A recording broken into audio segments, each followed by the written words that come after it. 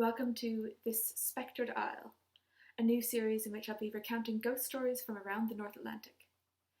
The first story that I'm going to tell is actually not from an island, it's from mainland Nova Scotia, but because it's one of the first maritime ghost stories that I got to know, it seemed like an appropriate place to start. It concerns the War of 1812 and a ship called the Teazer. The Teazer was an American privateer, a licensed pirate essentially, going up and down the coast, pursuing and often capturing British vessels. Very successful for a time, but eventually the Teazer came off the worse in one such encounter. So much the worse, in fact, that the ship was burned. The crew were captured, most of them were imprisoned, but the officers were paroled, on the condition that they did not take up arms against the British again.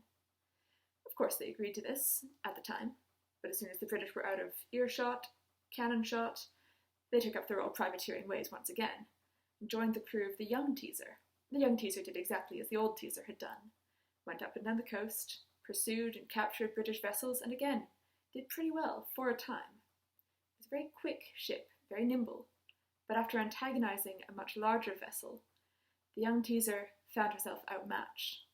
In fact, found herself pursued by several British vessels and a Nova Scotia privateer, who chased her into Mahone Bay, and despite the captain's efforts to steer into some cove or little bay where they could be hidden and out of sight, there was no such sanctuary to be found, and they were eventually forced to realize that there was no getting out of this one. The Lieutenant Johnson, realized that there was no way the British were going to pardon him twice. He'd been on the old Teazer. He remembered the threat of what would happen if the British got their hands on him again, and so he took matters into his own hands. He took a lit torch down to the powder magazine. A few minutes later, the ship exploded. Most of the crew were killed in the wreck, and those who survived were picked up by the many British vessels who'd been pursuing them and brought to prison in Halifax.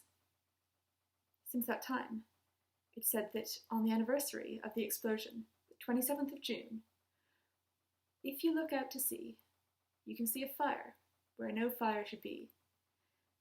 And people will tell you that it's the moon. People will tell you that your eyes are playing tricks on you. But then there's some that will say that it's the light of the young Teazer in her final desperate act.